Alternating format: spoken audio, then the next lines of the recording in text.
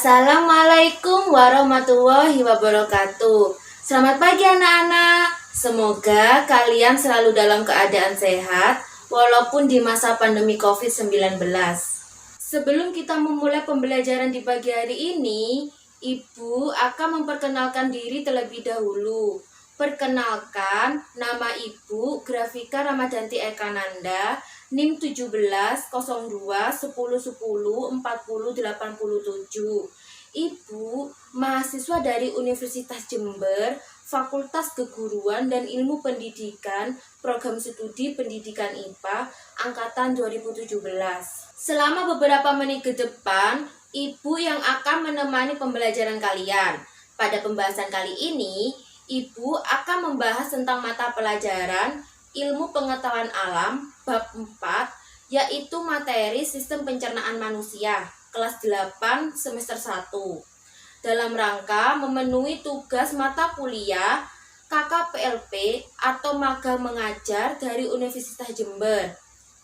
Ibu berharap kalian dapat berpartisipasi dalam pembelajaran kali ini dan terus semangat. Sebelum kita memulai pembelajaran di pagi hari ini, alangkah lebih baiknya agar kita berdoa terlebih dahulu supaya pembelajaran di pagi hari ini diberkahi oleh Allah Subhanahu wa Ta'ala. Kita berdoa menurut agama dan keyakinan masing-masing. Berdoa mulai. Berdoa dapat diakhiri.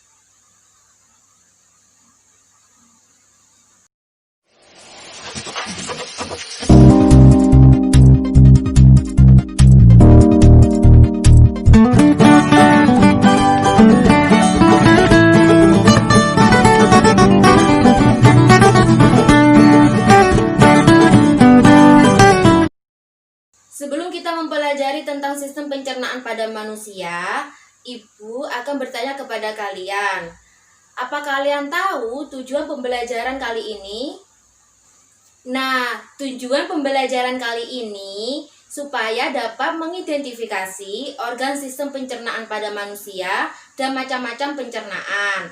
Untuk mengetahui materi ini, mari kita lanjut ke slide berikutnya. Masih ingatkah kalian bahwa makanan diperlukan oleh tubuh untuk memasuk energi? Makanan diproses di dalam tubuh melalui 4 tahap, yaitu ingesti, digesti, absorpsi, dan defekasi. Ingesti sendiri ini adalah proses memasukkan makanan ke dalam mulut, sedangkan yang digesti yaitu proses pencernaan. Sedangkan absorpsi itu yaitu proses penyerapan, defekasi yaitu proses pengeluaran. Lah, pada saat makanan itu masuk ke dalam mulut, pada saat itu proses pencernaan itu dimulai.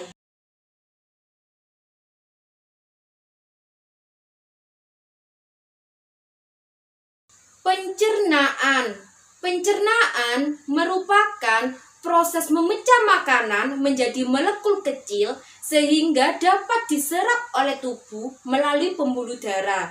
Yang selanjutnya, molekul makanan yang dari darah itu masuk ke dalam sel melintasi membran sel. Molekul yang tidak digunakan dan tidak dibutuhkan oleh tubuh akan dikeluarkan melalui sistem ekskresi seperti keringat dan urin. Makanan yang tidak tercerna berupa feses akan dibuang melalui anus dengan proses yang disebut dengan defekasi. Pencernaan makanan terbagi menjadi 2 macam, yaitu pencernaan mekanis dan pencernaan kimiawi. Pencernaan mekanis itu terjadi ketika makanan itu dikunyah, dicampur, dan diremas. Pencernaan mekanis salah satu contohnya itu terjadi pada saat makanan itu dihancurkan oleh gigi.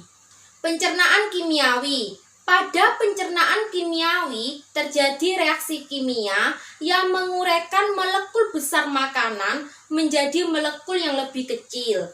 Pencernaan kimiawi pada proses pencernaan biasanya itu dilakukan dan dibantu oleh enzim-enzim pencernaan. Seperti enzim pencernaan pada mulut, yaitu enzim amilase.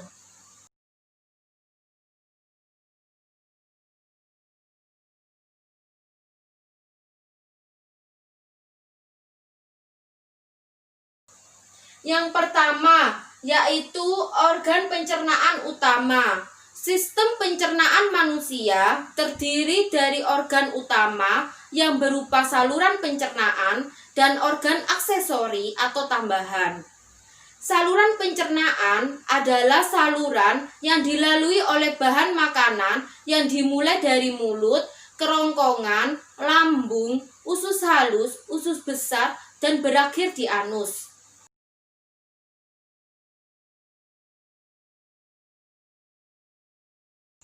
Lidah, gigi, dan kelenjar air ludah atau kelenjar saliva, hati, kantong empedu, dan pankreas merupakan organ aksesori atau tambahan yang membantu pencernaan mekanis dan kimiawi. Kelenjar pencernaan adalah organ aksesori yang mengeluarkan enzim untuk membantu mencerna makanan.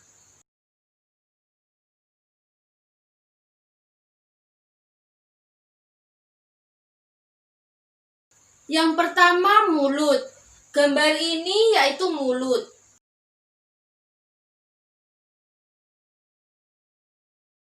Mulut adalah awal dari saluran pencernaan. Faktanya, proses pencernaan manusia itu dimulai bahkan sebelum proses menggigit. Di dalam mulut itu terdapat gigi, lidah, kelenjar air liur atau saliva. Air liur mengandung mukosa atau lendir, senyawa yang berfungsi sebagai antibakteri dan enzim amilase yang dikenal sebagai enzim pitialin. Enzim ini berfungsi untuk memecah molekul amilum menjadi molekul maltosa. Di dalam mulut itu terjadi pencernaan makanan secara mekanis dan kimiawi.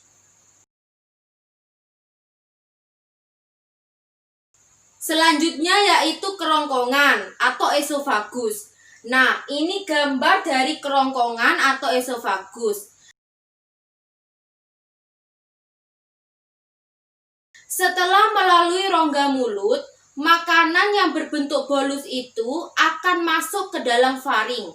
Faring adalah saluran yang memanjang dari bagian belakang rongga mulut sampai ke permukaan kerongkongan atau esofagus. Pada pangkal faring itu terdapat katup pernapasan yang disebut dengan epiglotis. Epiglotis berfungsi untuk menutup ujung saluran pernapasan atau laring agar makanan itu tidak masuk ke dalam saluran pernapasan. Setelah melalui faring, bolus menuju ke kerongkongan atau esofagus. Kerongkongan itu terletak di tenggorokan di dekat trakea. Kerongkongan akan menerima makanan dari mulut saat proses menelan. Otot kerongkongan berkontraksi sehingga menimbulkan gerakan yang meremas yang dapat mendorong bolus itu masuk ke dalam lambung. Lah, gerakan otot kerongkongan ini disebut dengan gerakan peristaltik.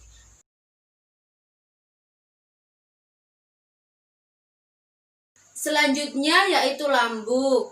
Nah, ini gambar dari lambung anak-anak. Setelah dari esofagus, makanan masuk ke dalam lambung. Lambung adalah organ berongga atau wadah yang berfungsi untuk menyimpan makanan saat sedang dicampur dengan enzim pencernaan.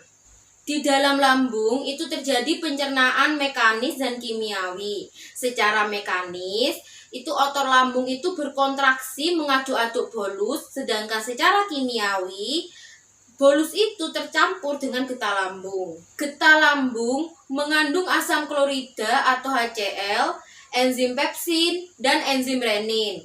Asam klorida atau HCl itu berfungsi menjadikan ruangan di dalam lambung itu bersifat asam, sehingga dapat membunuh kuman yang masuk bersama makanan. Enzim pepsin itu akan memecah protein menjadi pepton. Enzim renin itu akan mengendapkan protein kasein yang terdapat di dalam susu. Selanjutnya yaitu usus halus. Nah, ini gambar dari usus halus anak-anak. Usus halus memiliki panjang sekitar 8,25 meter.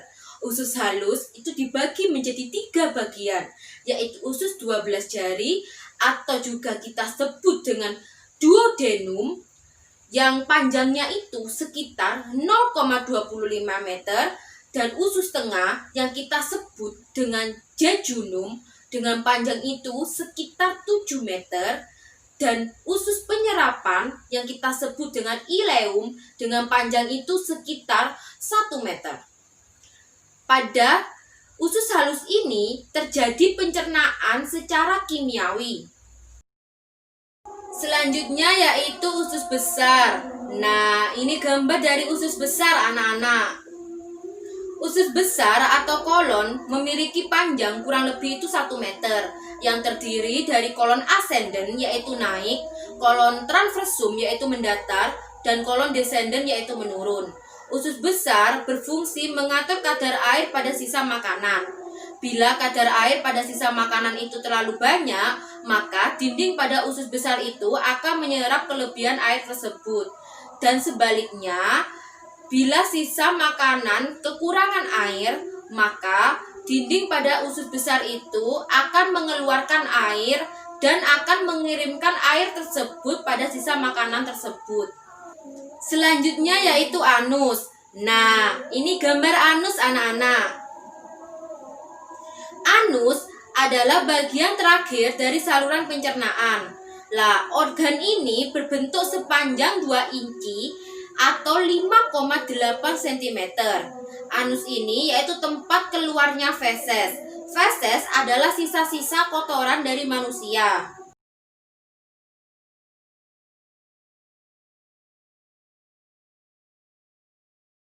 Selanjutnya yang kedua yaitu organ pencernaan tambahan. Nah, ini gambar dari organ pencernaan tambahan. Organ pencernaan tambahan ada 3 organ, yaitu hati, kantong empedu, dan pankreas. Hati merupakan kelenjar terbesar dalam tubuh yang berada pada bagian rongga perut sebelah kanan di bawah diafragma. Hati berperan dalam proses detoksifikasi.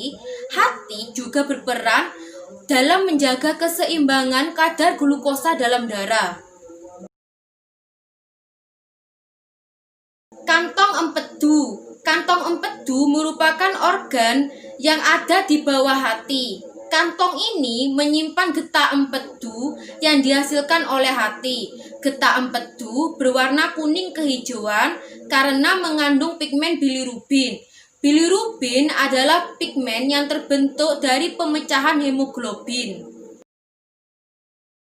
Pankreas. Pankreas merupakan organ yang ada di balik perut belakang lambung. Pankreas juga merupakan kelenjar endokrin yang menghasilkan hormon insulin. Hormon insulin berfungsi untuk mengatur proses pengubahan glukosa dalam darah menjadi glikogen yang akan disimpan dalam hati. Dari penjelasan yang Ibu sampaikan, kalian pasti tahu dan sangat paham tentang materi sistem pencernaan manusia. Maka dari itu, Ibu akan mengakhiri video pembahasan tentang sistem pencernaan manusia. Semoga apa yang Ibu sampaikan bermanfaat bagi kalian semua. Terima kasih telah menonton. Ibu Grafika Ramadhanti Ekananda pamit undur diri. Wassalamualaikum warahmatullahi wabarakatuh.